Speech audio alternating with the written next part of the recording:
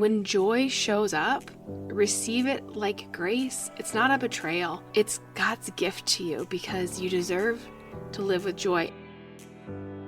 Hey guys, welcome back. I started embroidering, I don't know, like a month ago, maybe a month and a half. I decided I was going to learn. I got this kit on Amazon because I was thinking I could do Christmas gifts with it, like just adding a personal touch. I don't want to buy gifts just to buy a gift. I wanted it to be more intentional. So I was like, I'll start embroidering. I could do like little tea towels, or I could do little things. But you guys, like, I don't have time for that. So I'm not learning anything. I've not learned. You guys, if you follow me on social media, then you've seen some of the updates, and they're not pretty. They're not pretty, you guys. But I'm recording this on Monday. Christmas is Thursday. We are 3 days away from Christmas. I haven't started any of the gifts, but I'm going to start tonight. I'm going to start, you guys. And I think I haven't learned all the stitches, but how hard could it be? I feel like what I've learned this last year is it doesn't really matter what you know how to do. It just matters how hard you try. It's actually not true. But what I have learned is I don't really know how to do anything, and I'm not really good at learning. I'm good at learning while I do. So I'm just gonna do it. I've got the tea towels. I ironed the pattern on the tea towels.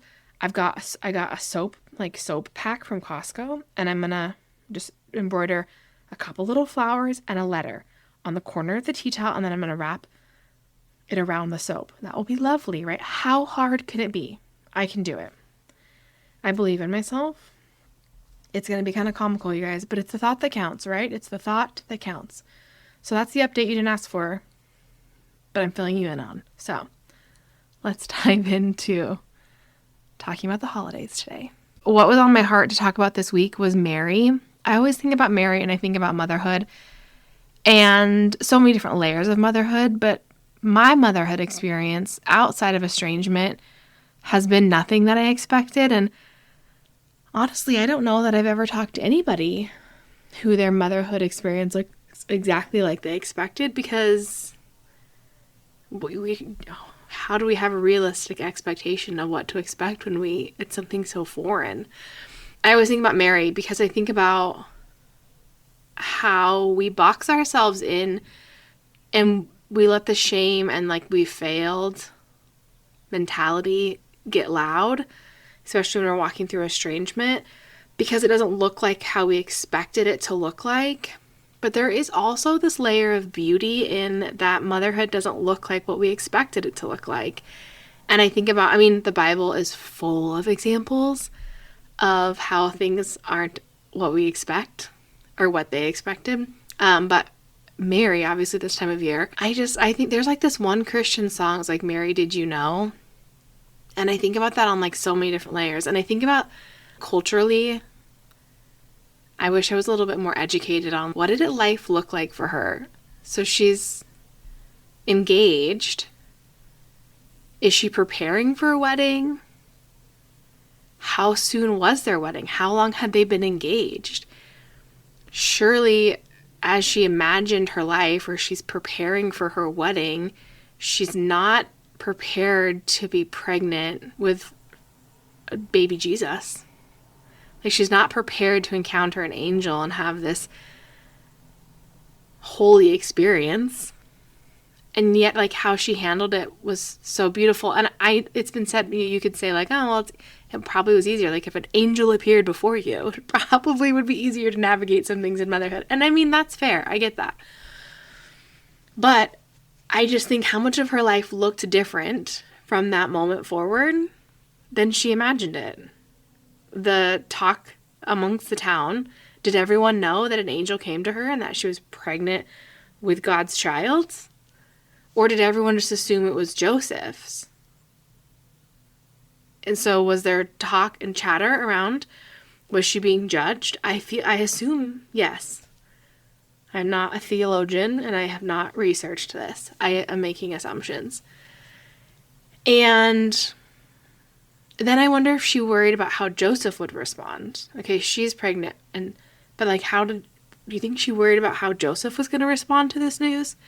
So I think about all of those things about how they weren't what she expected. Like her wedding day now would no longer look like what she expected. And even motherhood with Jesus wasn't obviously what she expected. And his life ending, like it wasn't what she expected.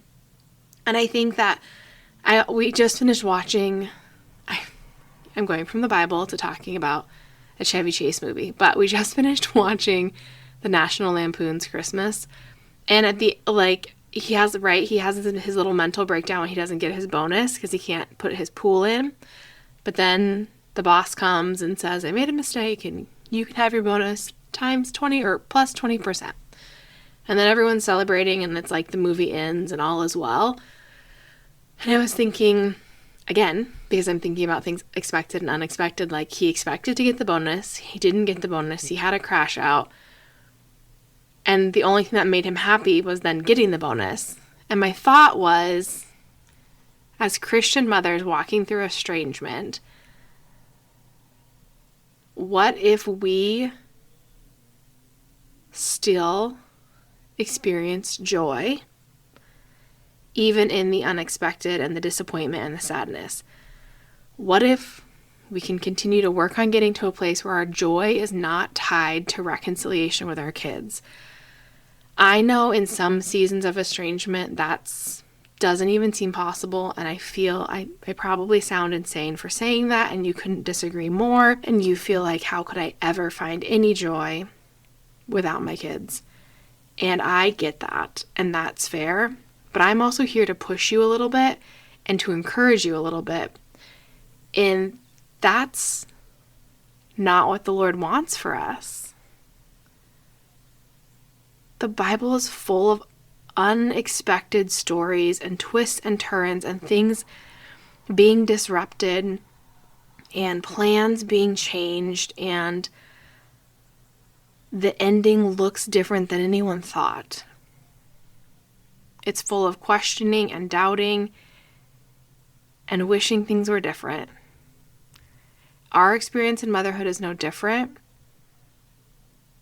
But what God's calling us to do is to find our source of happiness, find our source of joy, our source of purpose in Him and Him alone. And the reason He does that is because our kids are going to disappoint us. Our families are going to disappoint us. People are going to disappoint us. The only for sure thing in this ever-changing world and navigating motherhood is the Lord is constant. He is our hope. He is our joy. And I just don't want us to miss out on what God has for us because of things going differently than we expected them to. Estrangement is one of the most unexpected and misunderstood journeys that you can walk. It's painful. It doesn't have a timeline. It doesn't have a neat explanation that we can work our brains around. You're still a mom, but your role has changed and it feels suspended. And during the holidays, I know that ache can be louder. I know that you're seeing other families together. I know you're seeing your old traditions, and you're making those decisions of, do I continue that tradition? Do I pause that tradition? Do I start a new tradition? Because when your child will re-enter into your life is so unknown. So how do you make those plans? And none of that is easy, friend. None of that is easy. I know you're carrying a lot of grief. But just like God entrusted Mary with something holy in the middle of her uncertainty, He is still working in your life, even if you can't see it yet. Some things that I had put together for how to help you navigate this holiday season. One of the things is releasing expectations. Obviously, I just talked this whole time about unexpected things looking how you didn't expect. But holidays come with a lot of pressure to be joyful, to be festive, to be productive, to be social. And you're allowed to opt out. You don't have to attend all the gatherings. And you don't also have to explain why. And you don't have to perform, to show up, to make other people comfortable. But also, isolation can further a spiral. So pray about it. Check your emotions. See if there's a way that you can, are you staying in to, heal, to protect yourself a little bit, or are you isolating? Kind of check your gauge on that and see where you're at. I know we talked about this with the Thanksgiving episode, but a lot of questions can come across as well-meaning. So have an answer prepared, like when someone says, have you heard from them? Or have things resolved? Or what happened? A simple phrase that you can use is, this season is tender for me, and I'm taking time for my heart right now. It's not something I'm prepared to talk about. And that just sets a really strong boundary, and people will respect that, because remember, they don't know what to say and what not to say, and they're struggling in that same way as well. Well, not as well, but they're struggling with, do I say something, do I not say something? And they don't quite know how to navigate it. So when you actually have a good statement like that, that helps them know how to navigate the conversations now or in the future. We talked about a little bit about the isolation and gauging that, but staying rooted in a safe community. So your support group, your faith-based community, make sure you set up check-ins so that you're not isolating during the holiday season. Remember that when you're praying, you don't have to have it all together. That God can handle your hard, hurt feelings. He can handle your grief. He can handle your anger. And He will navigate this season with you and guide you in all of it. But let Him be your anchor. And sit at His feet and just hand it all over to Him. He is strong enough to hold it all. I feel like this might be the most important one, and one that's easy for us to put on the back burner, but let joy come without guilt. If you laugh, it doesn't mean that you've forgotten your child. If you feel at peace, it doesn't mean that you have stopped loving them. Joy and grief can coexist. When joy shows up, receive it like grace. It's not a betrayal. It's God's gift to you, because you deserve to live with joy, and the source of your joy comes from Him. So it doesn't have to define what's going on in the relationship you have with your kids. It's defined by the relationship you have with the Lord. So if you're experiencing joy, it's coming from the Lord. This holiday season, I hope that you remember that God will meet you in the unexpected. I hope you have a blessed rest of your year. I hope that you can look back and find God in the small things and see how He's really shown up for you, even when it feels like things are messy. I think we see God show up in really cool ways in the messiest of seasons. And so I'm hoping that for you. I hope that you have that perspective. Thanks for being here. And always thank you for your emails and your support, because they really do mean so, so, so much to me. And so it's so helpful to hear how the Lord's using me to touch your hearts. So I'm grateful for you. I hope you have a Merry Christmas.